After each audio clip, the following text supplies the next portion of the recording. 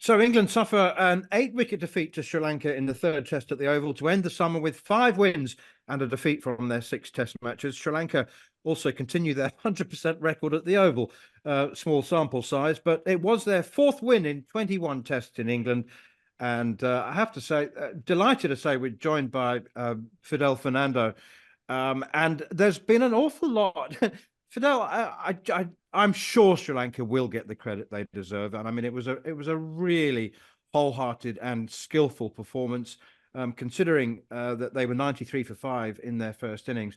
At the moment, I think England are still licking their wounds and talking about an end of term mentality and some gung ho batting. And I think that there's, at the moment anyway, a bit more focus on what England did wrong rather than on what Sri Lanka did right. And they did a lot of things very, very right. And I just wonder if they'd been a bit better prepared for English conditions, how much more competitive they might have been through the first 2 tests. Yeah, I mean, it's always the way when Sri Lanka win in places like England it comes down to England being, underperforming rather than Sri Lanka doing very well. Even when some of the great Sri Lanka teams have gone to England and won there, that's been the case. But yeah, I mean, as to your other question about whether Sri Lanka were underprepared, I think more than the preparation, I think it's the strategy that they got really right in this match compared to, say, Lords, when everything about their performance in Lords was about giving their senior batters, who were on their third, some of them on their third tour of England, giving them the best chance to succeed. And often it was the bowlers who had to kind of go there and put their bodies on the line in order to give the batters some leeway. You saw Dananda de Silva choose to bat first on the sunny skies at Lords so that his batters kind of, got a look at the pitch and got themselves prepared to bat. In this match, they reversed that completely. They gave their bowlers as much of a chance to succeed as possible. And the bowlers, as they tend to do, we saw Manners in their 2019 Test series in South Africa as well. When the bowlers do have a little bit of leeway, have a little bit of faith afforded to them, they have frequently on overseas tours come through. And that fast bowling quartet, very incredibly rare that Sri Lanka ever plays 4 fast bowlers and no spinner. I feel like Sri Lanka teams would genuinely feel naked without a spin bowler in their front line attack. And they did it in this match. And they repaid that faith, to get England out for 156 in that third innings. That's really where the match turned around. They'd obviously, conceded a little bit of a lead in the first innings, but managed to stay in touch. But that third innings was where Sri Lanka won this match. And then they backed it up in the fourth innings, Fatal Nisanka obviously scoring a fantastic and rapid 100. Yeah, so I mean, there's 2 things to it. I'll always look at the England side. I thought England lost this game in that third innings. I thought England give the game to Sri Lanka up until the 4th innings, and then I thought the 4th innings Sri Lanka won it. I think chasing 220 in anywhere in 4th innings is always going to be a challenge. I think England gave 18 out of the 20 wickets away. The only 2 I thought were proper wickets. When Fernando was having a lovely time stringing that ball. Brook and Root dismissals in the third innings were 2 absolute pearlers of deliveries. But Sri Lanka definitely won it in the 4th innings because of the way they batted. What's it going to do to sort of cricket in Sri Lanka? Because you don't play many test matches outside the subcontinent. And it just shows you that you have got seamers that can play in other parts of the world. And for me, I thought you got led brilliantly. I thought Dhananjaya over the 3 test matches, tactically during games when things weren't going as well, I thought he was very, very good. Showed very, very calm, good leadership. And for me, he deserves to be on the winning side in this 4th test match. Yeah, he's somebody who, Sri Lanka have invested a bit in, but who's someone who's always been, although he's kind of a very stylish and effortless player.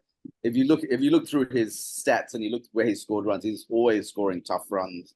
He just looks very good doing them. And in the series, I think you're right. When there have been, in terms of managing bowlers, in terms of managing kind of on-field tactics, he's been quite good. And he's just in his second proper series as captain. There was a one-off Afghanistan test, then they went to Bangladesh and won 2 matches there, and now have won 1 match in England under his leadership. So this will give him a huge boost as captain. It'll give him a lot of confidence. And Sri Lanka do have a slightly busy test schedule coming up. They've got 2 tests against New Zealand starting later this month. And then they go to South Africa at the end of the year, playing in Durban and Port Elizabeth, where, you know, a few years ago they won. So they will have, what it'll do for them is it'll give them confidence to go into the rest of their tests this year with a lot of hype and a lot of belief that, yeah, they can be one of the better test teams around when things go right for them. And especially for those bowlers, you know, for quicks to come in and essentially play a huge role in winning a match. That's something that is very rare for Sri Lankan cricket.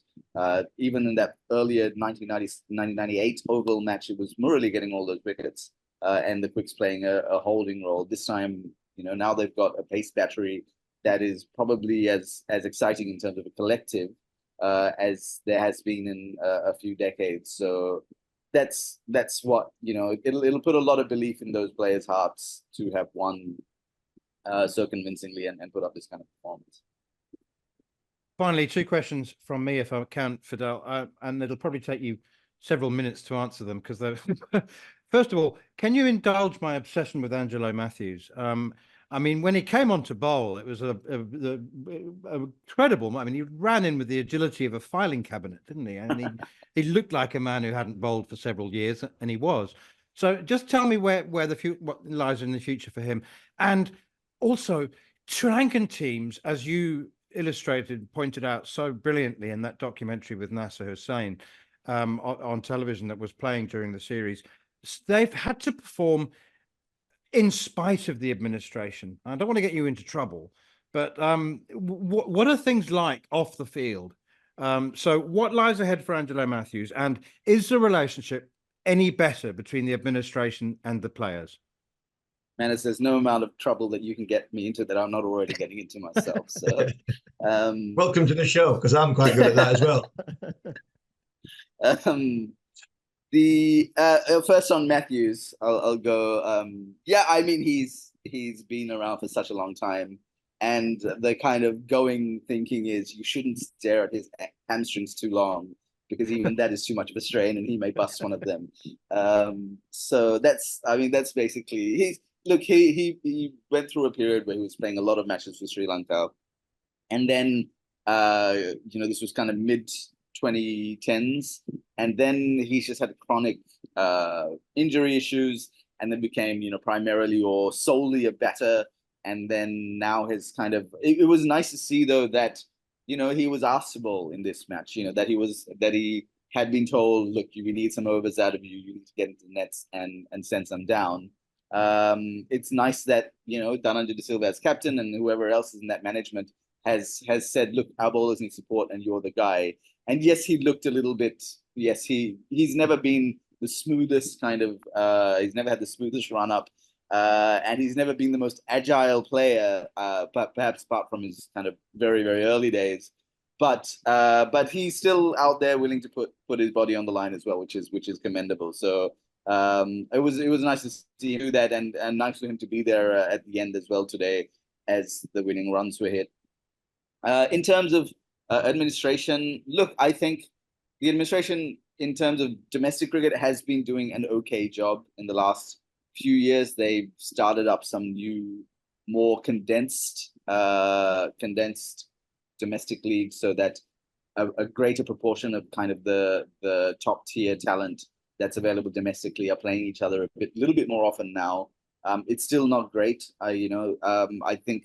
I think there was about 10 years there where the domestic system was absolutely awful. It has raised its game a little bit since then, having had to face a little bit of hard truth. But yeah, there's all sorts of issues with administration. We don't have time to get into it in full depth here, but essentially Sri Lanka's cricket administration should be seen as an extension of its government. That's essentially what it is.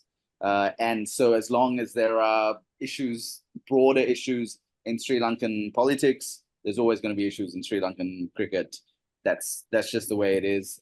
It needs a complete overhaul from the constitution down, and I don't see that happening. What Sri Lankan teams can do in the meantime is just manage with what they have and try and get as much kind of good coaching talent, good mentoring talent, and continue to kind of perform in spite of those limitations that have been placed on them.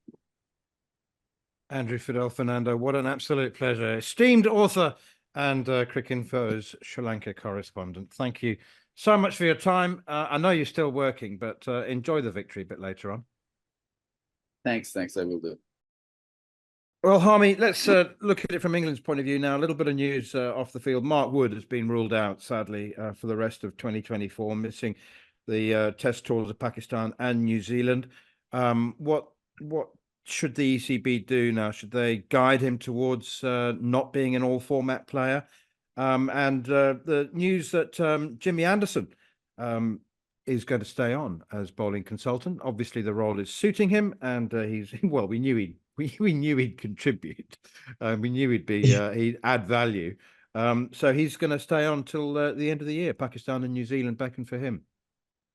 Yeah, that's good for Jimmy. I seen him the other day at the PCA Golf Day. He was on fine form. Didn't really ask him what about the enjoyment factor, but he had a smile on his face, which is not like Jimmy. So he must be going all right somehow. So yeah, Woody, no smile on his face, unfortunate.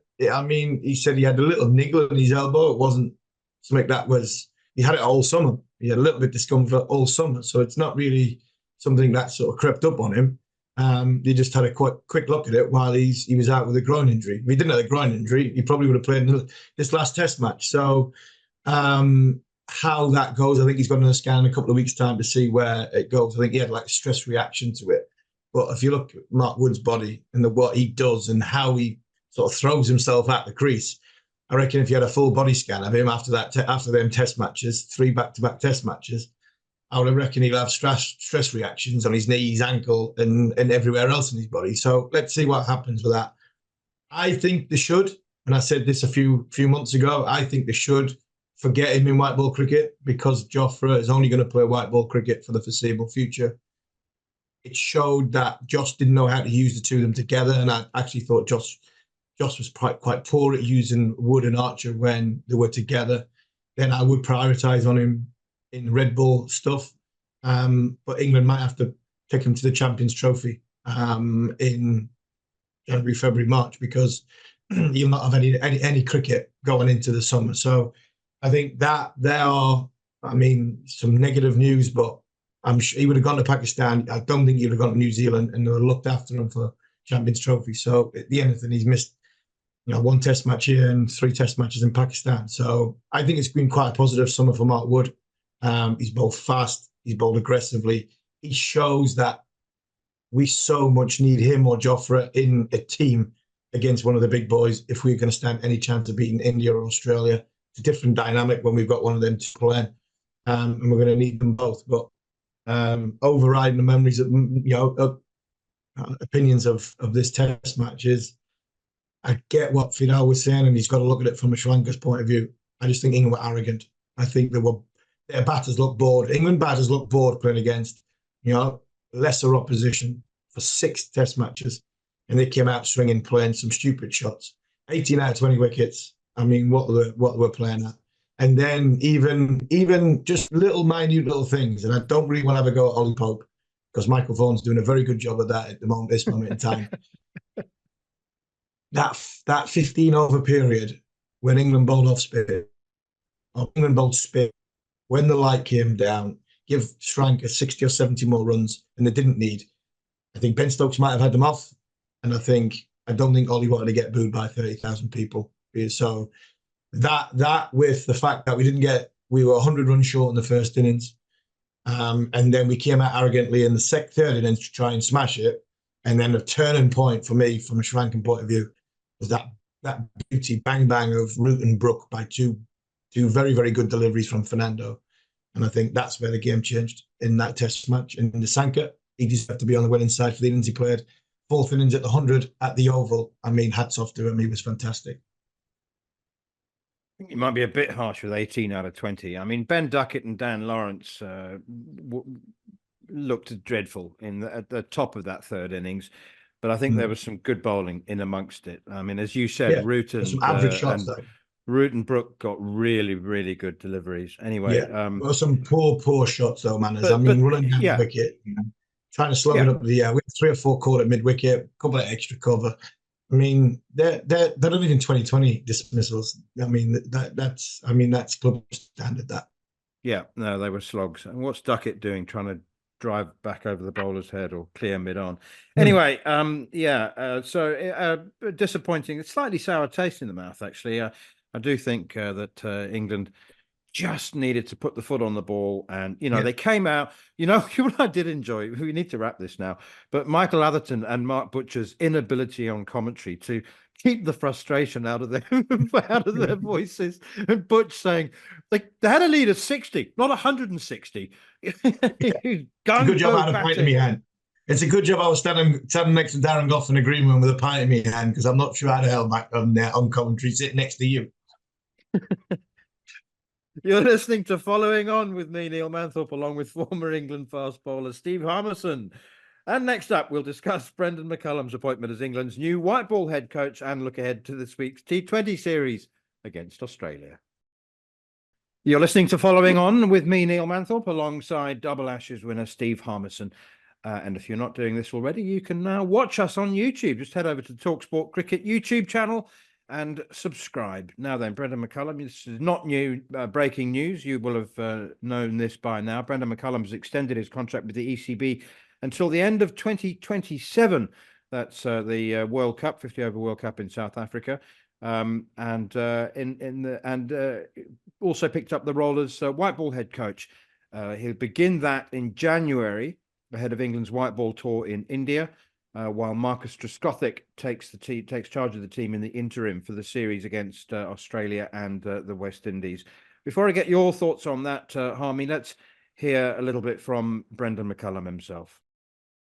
He's done a great job. Right? He's won a World Cup. He's been, as captain, he's been part of World Cup winning teams previously as well. He's an incredibly gifted player. He's a fine leader. My job is to get the best out of him, so that all those that sit in the dressing room feel like they can be 10-foot tall and bulletproof when they walk out to play, and they know that the skipper's going to give them that extra pat on the back and enjoy the ride with them. So, look, it's a great challenge. I'm so excited about it, and I know that Joss is too, which is great, and also know that Stokesy's really at peace with and excited about, I guess, me taking on those roles too, which was a very important part for me too. It's Brendon McCullum. I'm not sure how Joss Buttler will feel about being described as miserable. What are your thoughts, Harmy? We both, I was adamant that Brendon McCullum wouldn't be able to do the job. I didn't realise quite how fewer clashes of the schedule there were between formats. But I just didn't think that he'd be interested in working full time. I mean, he enjoys his stud farm in Dunedin. He likes to go home, and it's a massive commitment for him for the next 4 years. It is, yeah. I was amazed, to be honest. Unless he's bringing the stud farm across here, or he's starting an English version of the stable, then. I mean, Rob Key's Christmas is all coming at once. I mean, he got to play golf with me on Tuesday, and then he gets Brendon McCullum on Tuesday afternoon to do the whole thing. What more can Keysy want? So, no, I mean, I was with Rob when the news was broken. I couldn't believe it. I really was gobsmacked, because, like you, I didn't think, Brendon McCullum's, I think, work-life balance would want a white ball format involved. But I think that's hats off to Rob and Ben in English cricket for showing, I think, what a talent pool that England have got when it comes to, the game of cricket in this country. And, fair play to Brendon, who obviously loves being over here, loves working in English cricket, enjoys the environment he's in. So to extend it is, is, I mean, it's it's really good from an English perspective, because yes, I'm wanting English coaches, and I think he'll have a lot of English coaches in his team around him. The one surprising thing for me, Manners, was 2027. I mean, I've always been of the opinion that I think definitely the Stokes bit, probably the McCullum bit, would finish after the end of the Ashes in Australia. I'm not sure on Keezy, whether Keezy keeps on going till that far. I mean, goes beyond that. But Keezy seems to be enjoying the job he's doing. Didn't really give much away. We didn't really. Whenever I'm with him, I'm not really interested in talking to him about the job or anything like that, because I've not seen him for a huge amount of time. So I like taking a mickey out of him, and vice versa, because he's very good at that of me. So, but to get McCullum, I think it's huge. I think it's huge for Joss, because Joss has got to buy into this. I mean, without Joss's buy-in, McCullum can't take over, so there must be a huge buy-in from Joss. And what I mean by that is, I mean, your captain and your coach have got to be tight. I don't think they'll ever have the relationship that Ben Stokes has got with Brendon McCullum. But they've got to be tight. They've got to be close. And I think because of that, for me, Joss is still the best cricketer that we've, along with Joe Root, the best cricketer we've ever produced, especially in the white ball format of it. I think that dynamic and how that works is going to be very, very interesting. You're right. You know, describing him as grumpy.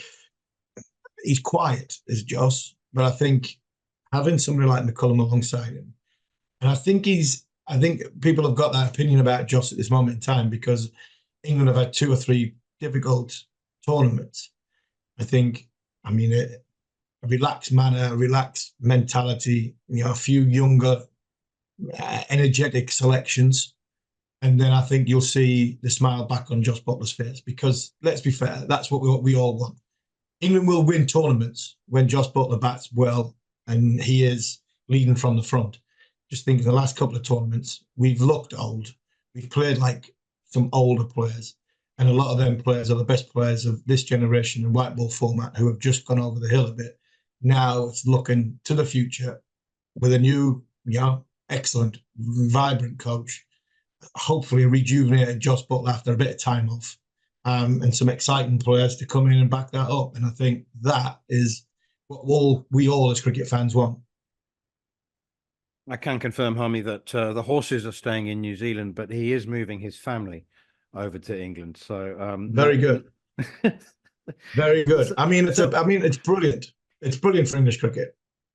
I mean, it's brilliant for English cricket. I'm trying to think of your time, Manners, when somebody came into, you've been in South Africa for such a long time. I mean, a leadership of Bob Wilmer and Hansi Cronje, their connection, them togetherness. I mean, somebody coming in where you go, what this? I mean, can this go on forever? And I never know it'll not, but I think this is a real coup for English cricket. Yep, and 3.5 years to go.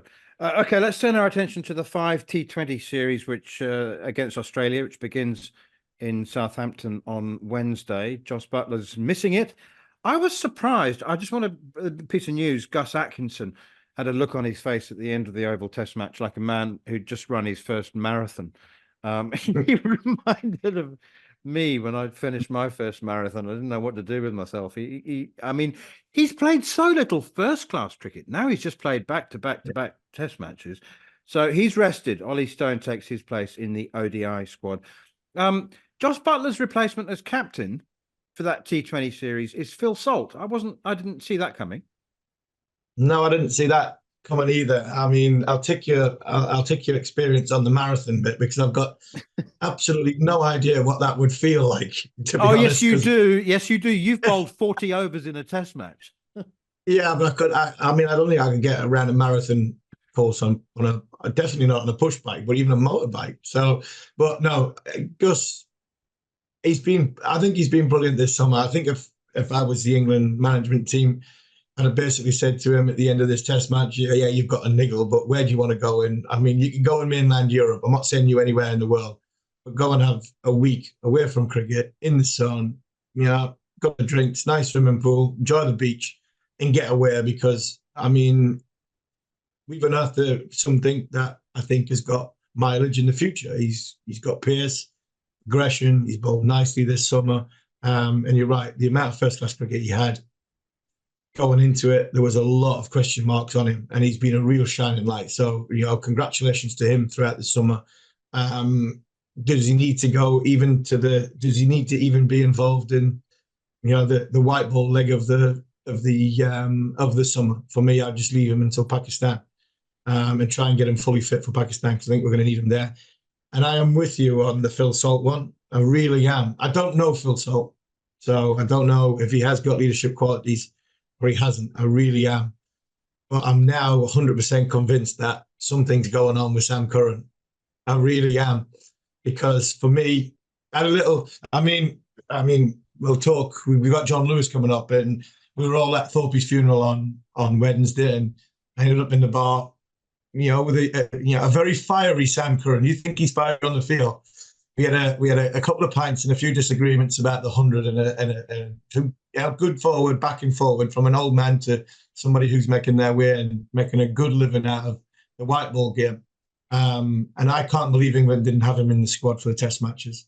If it had been for India, if it had been India or Australia, I think Keaton Jennings and Sam Curran would have been in the squads. But when Josh Buttler got ruled out, I can't believe Sam Curran, who's captained IPL franchises.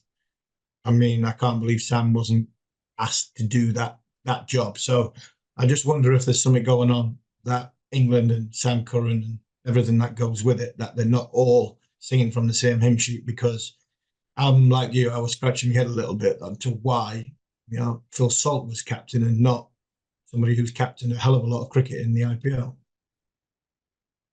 Harmy, Sam Curran has upset somebody influential.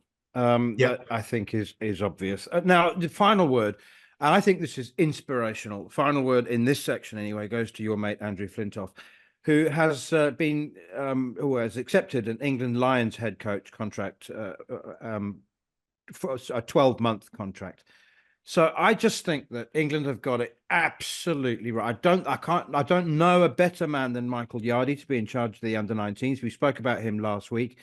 And Flintoff, with his life perspective now, to be in charge of the Lions, I just think is brilliant. I mean, you just cannot have two better men at this stage in charge of the pipeline. Yeah, I couldn't agree more. I'm biased because of obviously my connection with Andrew. I look at Andrew Flintoff and Ben Stokes, two characters who, along with Sri and Botham, three of the greatest cricketers that we've produced when it comes to all-round qualities, larger-than-life characters.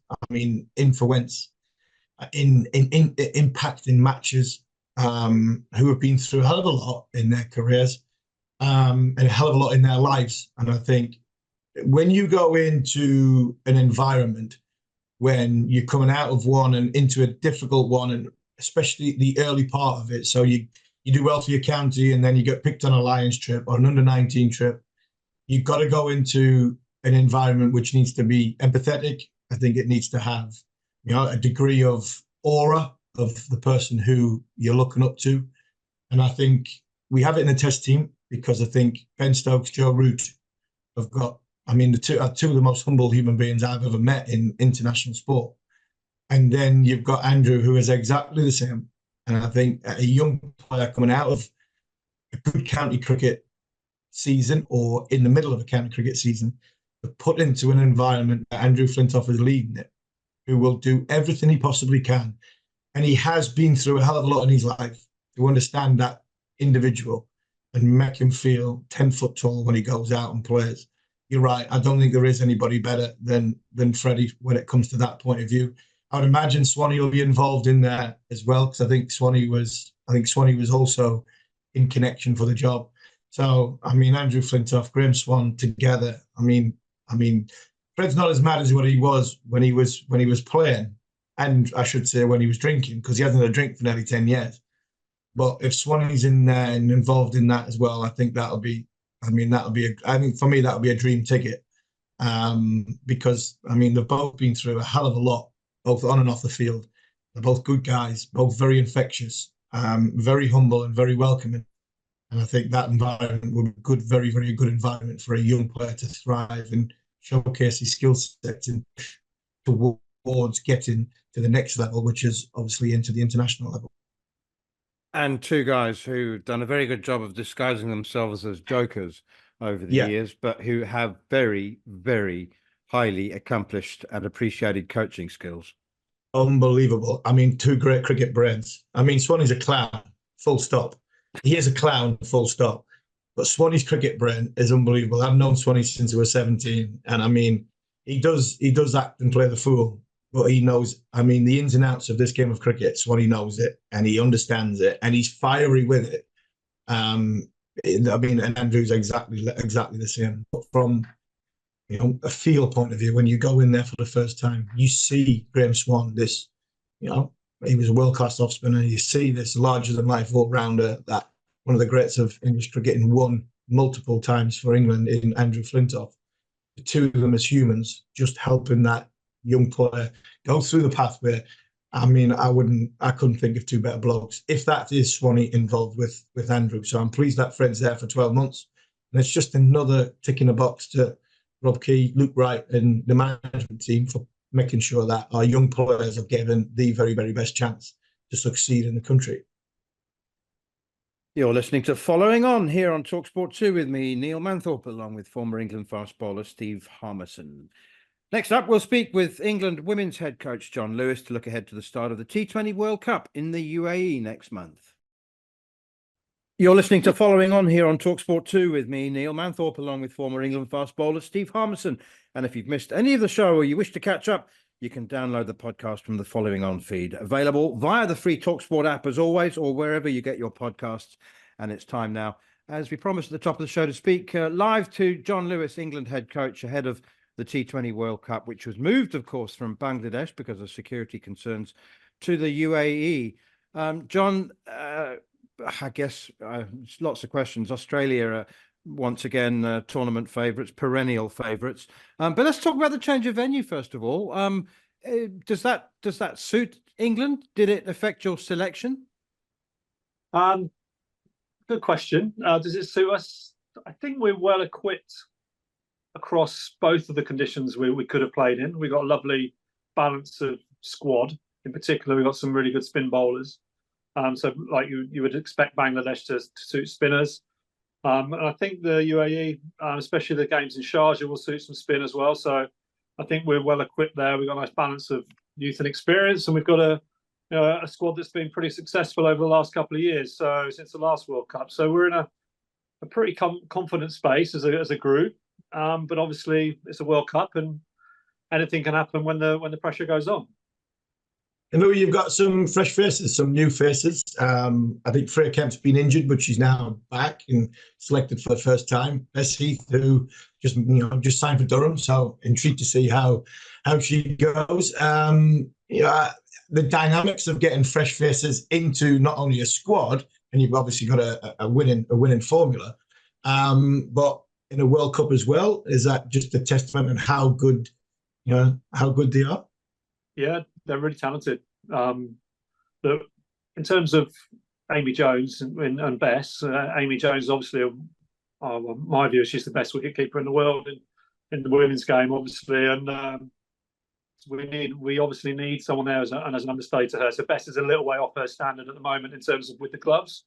She's a real dynamic cricketer. She's got a lot of power. She's able to get the ball in different spaces on the ground. So yeah, she's an exciting young cricketer. And Freya Kemp, really good all-rounder. Again, only 19 years old. So I think her in particular, obviously the left-arm swing that we could use, and she's a left-handed batter, which we don't have any more of. So actually, it's quite a nice variation for us to have in our attack and in our batting lineup.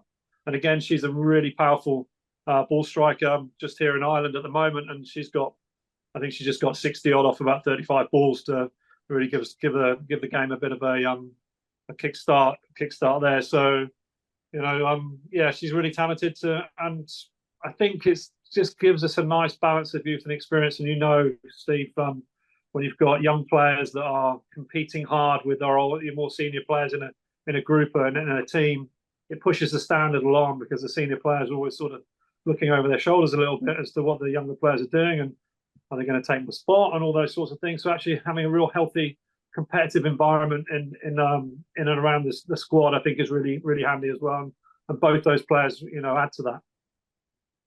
Blend of youth and experience is something that coaches talk a lot about. But I mean, with Heather there as captain, I am curious about Freya Kemp. I mean, there's always a lot of interest when a teenager is selected for a World Cup. There's always a selection that's described as bold. And were there any concerns about her age, or is it a question of being, if you're good enough, you're old enough?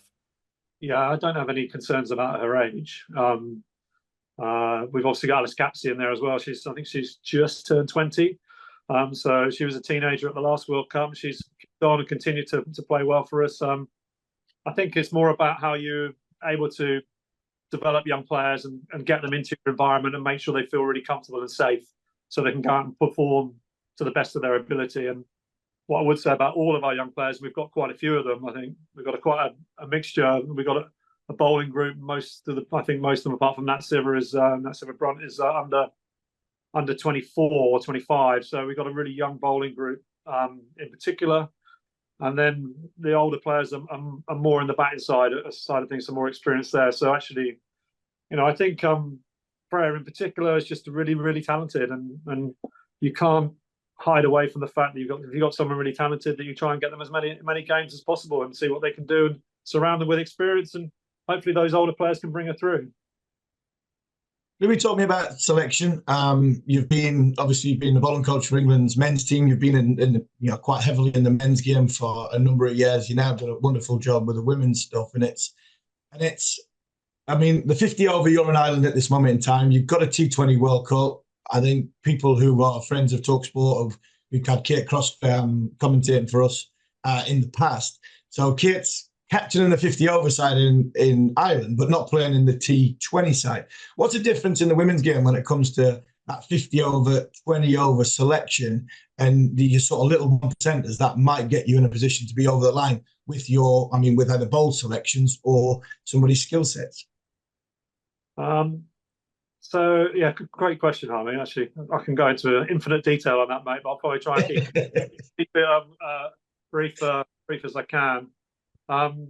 So with the conditions that we have going to Dubai and basically Dubai and Sharjah, we feel like the spin bowlers are going to be quite prevalent in those conditions, and therefore we've got 3 all-rounders who bat and bowl, and having players who bat and bowl in T20 cricket, in my view, it gives you a lot more depth in your batting.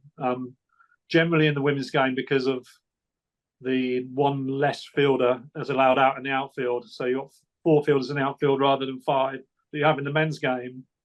Batting is more prevalent, and so depth of batting is really important. So if we want to be more aggressive at the top of the order with our batting group, then we need depth. So those all-rounders become really important. And then, like I said, the spin bowling, we feel that that's going to be a big part of this World Cup in Dubai. And so, unfortunately, as a fast bowler myself, we haven't picked a lot of out-and-out fast bowlers. So Lauren Filer, Kate Cross have missed out in terms of selection for that tournament in particular. But then we've got a massive winter ahead of us as well. We've got a big tour to South Africa, a multi-format tour there, and then we've got the Ashes after Christmas. And I see those 2 bowlers coming back into the squads there, and then being around the South African tour and the Australian tour. So we've got a lot of cricket ahead of us this winter, and we feel like we've got the right balance of squad for the World Cup in particular. John, can you give us an overview of the other runners and riders? Correct me if I'm wrong, but the perception obviously is that England and Australia are overwhelming favourites. India just beat South Africa heavily, 3-0 in a one-day series. South Africa are sort of strong outsiders, I suppose. Ireland and Sri Lanka are intriguing. Sri Lanka are Asia Cup champions. Ireland just beat them in a series. I think Ireland have probably made more strides more quickly in the last couple of years than any other team. So have I got any of that right? Well, Australia are the obvious favourites, because the last, I think, about 6 or 7 world tournaments they've won. So it's, and to be totally honest, they're, for our group, really inspirational, because that's where we want to get to, and they're the ones that are driving the standard of women's cricket forward. And so we're trying to chase that down, and we're trying to hunt them down. And like we had a really good Ashes against them last summer. It was really competitive. We take a lot of confidence from that, but we're really respectful of what they've done, and trying to catch them up, I suppose.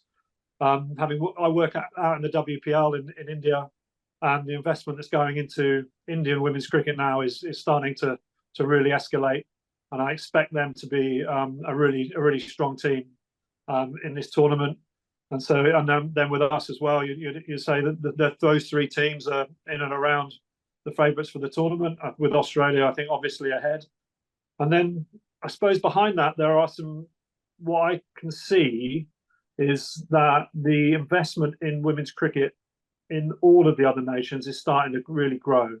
And so I would expect those nations to really move forward at quite a pace because of the investment in coaching, the investment in financially. And South Africa, you mentioned they're a team that are really capable of beating anyone on their day, and they've showed that over the last year or so. There'll be some of them in our group, and we'll be really, looking at that game and going, right, okay, this is a game that will really challenge us, because obviously we lost to them in the semi-final of the last World Cup down in Cape Town there. And I don't know if you obviously didn't know this, but Ireland, they obviously beat Sri Lanka last week or 2 weeks ago, but they haven't qualified for the World Cup themselves. So Sri Lanka beat us at home last October, and they've just won the Asia Cup. And they're in Australia's group with India. So that's a really tricky group. And New Zealand are also in that group, a more than capable T20 side as well. So that group's quite tricky, and people might say ours is a little bit more straightforward. But like I said, it's World Cups, and in short form cricket, one player can take a game away from you in a really short space of time. And we'll have to be on our toes to make sure we're able to cope with all those things. And Louis, just finally from me, a word on Thorpe. We have seen you from a distance in the church the other day. I mean, what a send-off of former England cricketers, England captains, players in that church was an amazing send-off for an amazing man, somebody who you coach with a hell of a lot. We seen you out in the West Indies when talkSPORT had the coverage out there. What a send-off for a great man. Yeah, no, brilliant turnout by everyone, and an obvious turnout really, because Graham was a wonderful, wonderful bloke and great company. Someone who I remember when I first turned up, you were on the tour in South Africa. And I can't remember I think it was 05, the beginning of 05. I turned up on that tour, and I came in late as a sort of injury cover in around the 4th Test match. And Graham, for whatever reason, whether someone had asked him to do it or not, I don't know, but he made a beeline for me and made me feel incredibly welcome. And I always hold that really close to me. Like, you walk into a dressing room where you don't know a lot of people, and one of the blokes who's there, and he's played 100 Test matches nearly, and he makes a real big effort to make sure that I feel really comfortable. And that was a really special thing for someone to go out of the way to do that, and it sort of sums him up as a bloke, to look after other people around him. And then when he went into coaching, he was a brilliant coach who understood the game so well, and a great guy to have around any environment. And yeah, such a sad day the other day, and such a sad thing to happen to anyone, really. Finally, from me, John, I always say that if you measure a team by the quality of players it has to leave out, then Tammy Beaumont has just become England's leading century maker, I think, today, and with 100 in Ireland. Was it difficult to leave her out? Yeah. We're growing the depth of our talent and our squad really well. We've mixed the players. We've tried different players, different combinations of players over the last year, in different series across the world in different places. And yeah, Tammy's a wonderful cricketer, and she's a big part of our 50 over cricket. And she, like you say, she's just become today, with the 100 she scored in Ireland, the leading 100 scorer in ODI cricket for England, just taken over from Nat Siver, and that obviously shows her obvious qualities. However, in the shortest form of cricket, the other players have just got ahead of her and stayed ahead of her, and it's incredibly hard to get into our squad as a batter, because we've got an incredibly talented group of players. So yeah, she was really in pushing for selection alongside Lauren Filer, Kate Cross, and Mahika Gore's a really good young left-arm swing bowler. And there's lots of other players out there that are pushing for selection. So selecting 15s is really, really hard, and selecting 11s is becoming even harder as well. So we've got some more work to do moving forward. Sorry, one more question, John. You've got a camp, haven't you, in the UAE? How is that going to? Is it going to be scenario planning, and are you going to? Is it middle practice? Is it going to be more than nets? I assume. Are you there? You there for what, 8 or 9 days before the tournament starts? Yeah, we fly out on Friday, so which is I think Friday the 13th. So hopefully that goes all right. And then Steve wouldn't be getting on a plane there, I'll tell you that for free. Oh, no. And so, yeah, I don't know who planned that, but we'll go with that. But yeah, we've got about 12 days out there. It's quite unique, actually. We're planning to go and get acclimatized to the heat to go to Bangladesh. And that was our original plan. But then the tournament ended up in the same place, which is, for me, a brilliant opportunity for us to get to understand the conditions. And yeah, we'll be doing lots of middle practice and competing against each other and making sure that when it comes around to understanding the conditions we're going to play, we've got all the right options and all the right people in the right places. So yeah, it's a really unique opportunity to have that much preparation in the same conditions that we're going to go and play a World Cup in, which is, for us, I feel a really big advantage. England head coach John Lewis, and that tournament kicks off next month in October. You're listening to Following On here on talkSPORT 2 with me, Neil Manthorp, and Durham Hall of Famer Steve Harmison. Next up, in part 4, we'll look back at the week's other big stories, at least the ones that caught our attention, obviously including Moeen Ali's retirement from international cricket, and should the England internationals be available for their counties for T20 Blast Finals Day. You're listening to Following On with me, Neil Manthorp, along with Double Ashes winner Steve Harmison. And you can now watch us on YouTube. Just head over to the talkSPORT Cricket YouTube channel and subscribe. Now, Moeen Ali has retired from international cricket after not being selected in either England white ball squad against Australia this month. He's 37 years old. He's won the Ashes, the Cricket World Cup and the T20 World Cup. And it's been a wonderful international career. Let's hear from the man himself.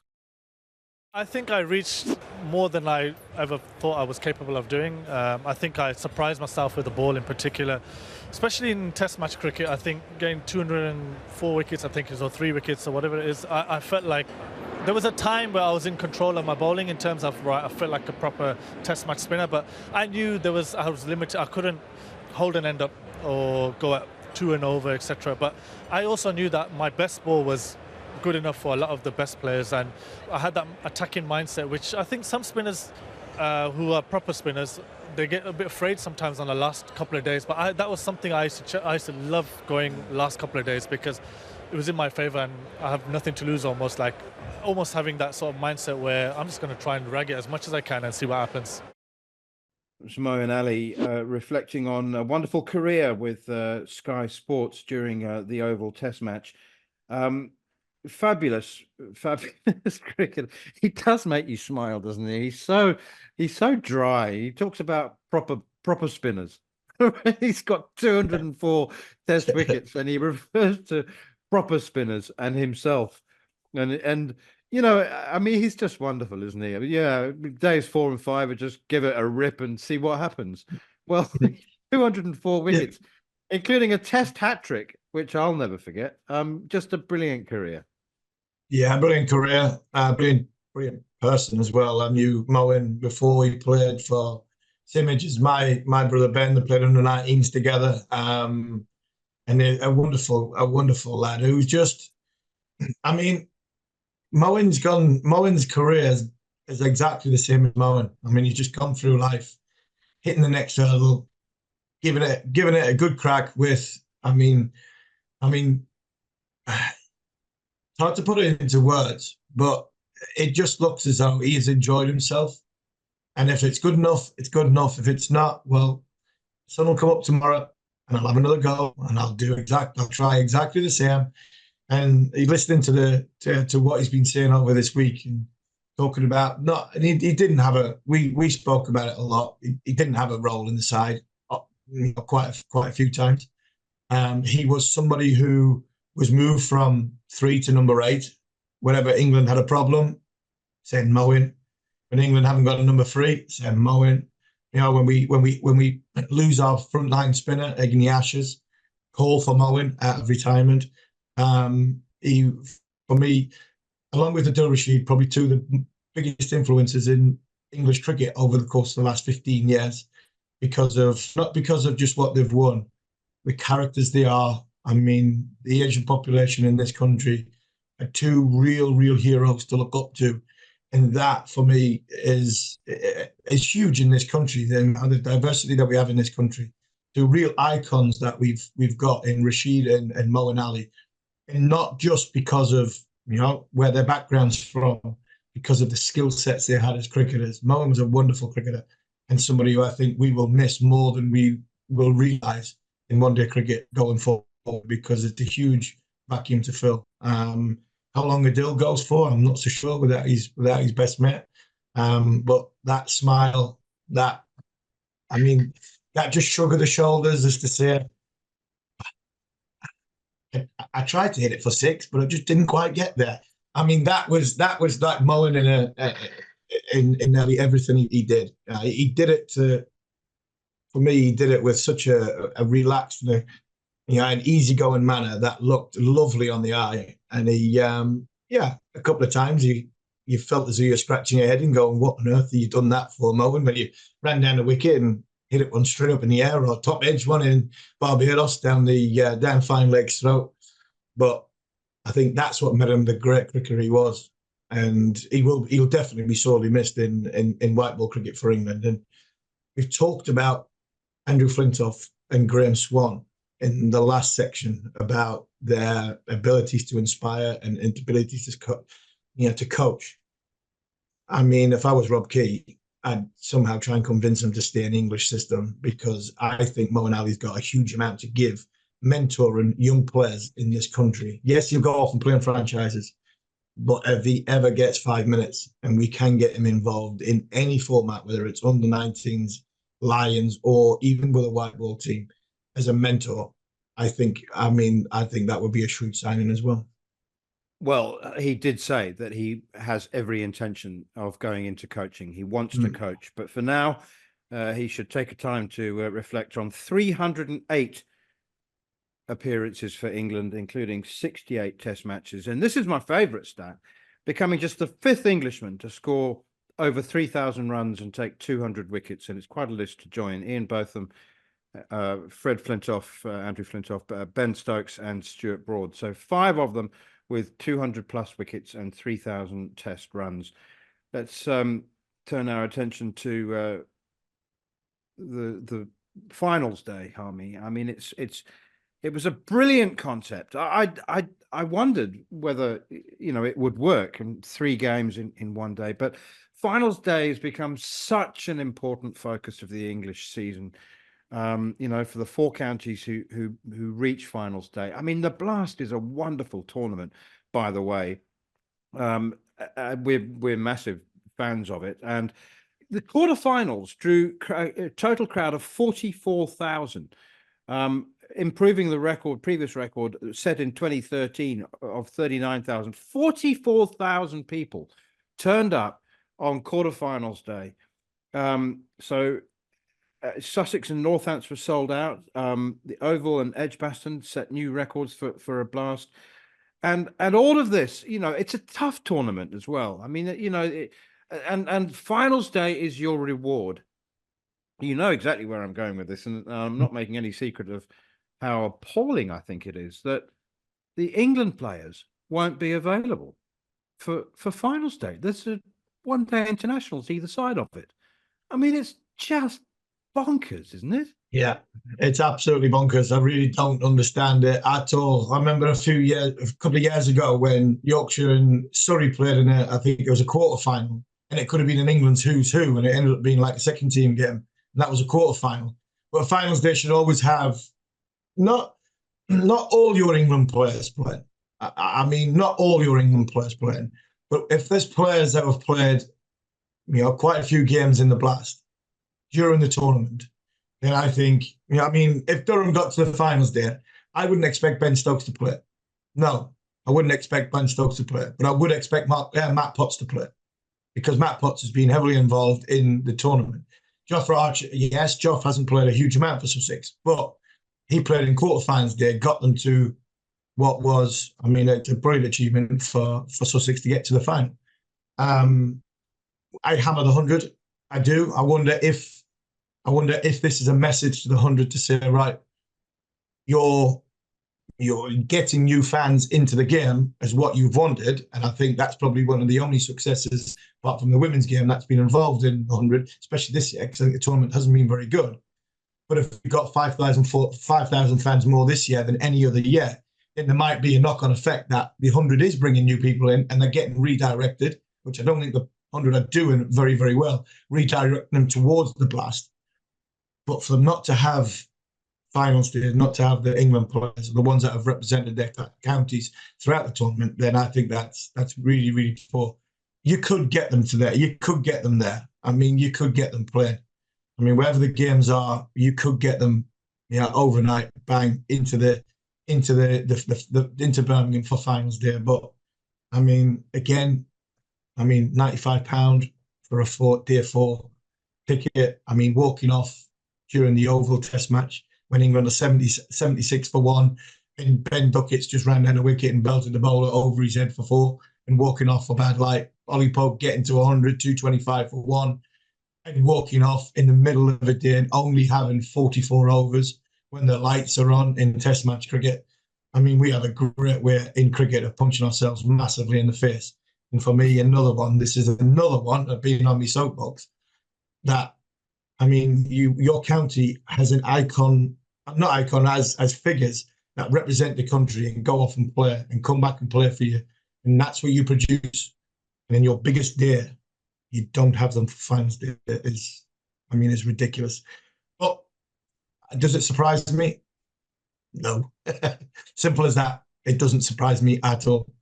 You know what, Harmy? I reckon there are some England players, and I won't hazard a guess who they might be, but I bet you there are some England players who would actually rather play in finals day for their counties on a day that really matters for the members who have supported them through their careers, and the ODI series. Does it matter? It's England, Australia, but I'm afraid that's been watered down for years now. And these series that don't matter keep cropping up. There was one after the T20 World Cup, wasn't there? I mean, yeah, especially the Surrey players. Spare a thought for the ones, and there's not many, but they are. I mean, I wouldn't say they were down and out against Durham, but they were behind the 8 ball against Durham. And the collective unit came back in front of a massive crowd at the Oval and got themselves. I mean, Sam Sam Curran, another one that say the conversation on Wednesday was part of that Durham conversation, and what a great win they had. But I mean, to miss your players who had, done what they did against Durham at the Oval, and then go, right, see you lads, good luck in finals day, and you have 3 or 4 players missing from that. So I think Surrey are the ones that are going to miss out because it's probably a volume. Sussex will miss out because it's Jofra Archer, and that's one player who 4 overs could be the difference between him bowling 4 overs for 18-24 and his replacement bowling 4 overs for 40. You watch Sussex, if they lose by 15 runs, guarantee Jofra Archer probably wouldn't have gone for them 15 runs, and these are small margins in that tournament. Okay, well, Sussex will be joined by Surrey, Gloucestershire and Somerset. It's the second year in a row that all 4 finals day teams come from the South Group. This is Paul Farbrace, Sussex's head coach and a great friend of this programme. If you want to know what a man biting his tongue sounds like, here it is. Sussex coach Paul Farbrace, not quite telling us, I think, exactly what he thinks, but giving us a fair indication. Yeah, it does feel like the finals day has been devalued. Harmy, we're 100%, out of time. 100%. Absolute spot on Farby as ever. Yeah, I think he might be a bit stronger off mic. Anyway, it's that time of the week, Harmy. The final word. And unless you've got one to surprise me with, we've got a couple that we're going to take from the T20 series between Scotland and Australia. Jack Jarvis is a cricketer that not many people might have heard of. He's a medium pacer, and he got Travis Headed and Mitchell Marshed. It was only his third one-day international. So, Harmy, I'm old enough just about to remember that if a bowler went for 4.5 and over, so he bowled 10 overs in a one-day game because it was pre-T20, and he's gone for 45, it'd be okay. Little maybe on the expensive side, particularly early season. 10 overs, 45. I mean, I remember Dermot Reeve bowling 10 overs for 18. That was a good. Anyway, so Jack Jarvis went for 4.5 runs a ball. Yeah. He's got Scottish seamer. He's gone for 45 in 10 There wasn't many balls. extras in there as well, was there? I mean, Harmy, that equates to a 4-over spell of 108. But I really feel for the guy. People will say, "Oh, well, you'll come back stronger from it," but he's gone for 45 off 10 balls. Yeah, I can't get my head around it. Yeah, I mean, everybody thought Australia's going up to Scotland for a jolly and a game of golf. It just tells you that Mitch Marsh and it doesn't matter who's bowling, right? It doesn't matter who's bowling. Travis Head, Mitch Marsh, when they get it and they get it right, and the ground up there's not that big, to be fair, but even that, I mean, 10 balls for 45 is asking something. I was at the Oval and Alex Tudor, and he was described because he went for 38 and 1 over. Andrew Flintoff hit him for 38 and 1 over, and you could see, and he went, and the last ball was a dot ball. I mean, I don't think Jack Jarvis bowled many dot balls involved in that. But no ball six goes a long way when it in Tudor's head.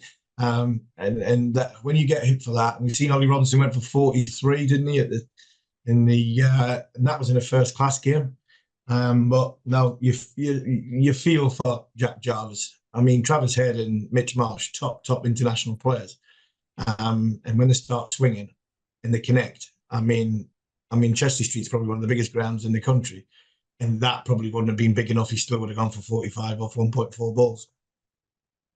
And the final word, I'll just because I want your opinion on it. Mark Watt, the Scottish left-arm spinner, bowling from just alongside the umpire or even marginally behind the umpire, those 24-yard deliveries.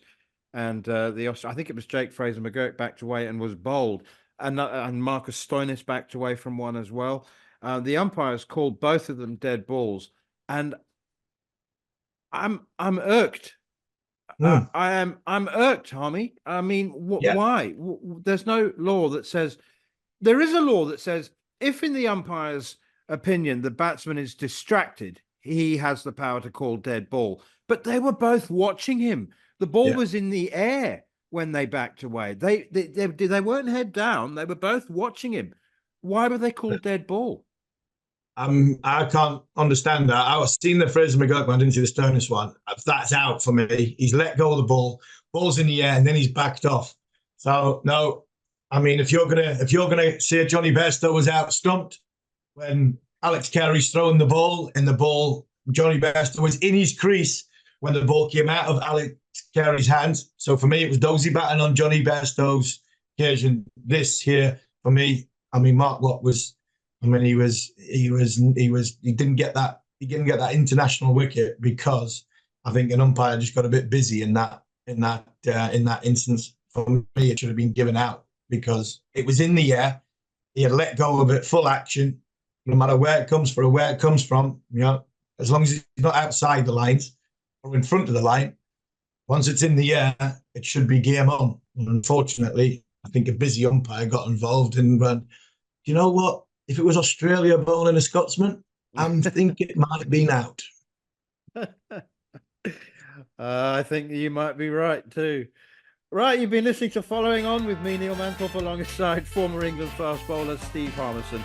We'll be back at the same time next week to look back at the first couple of T20s between England and Australia and so much else.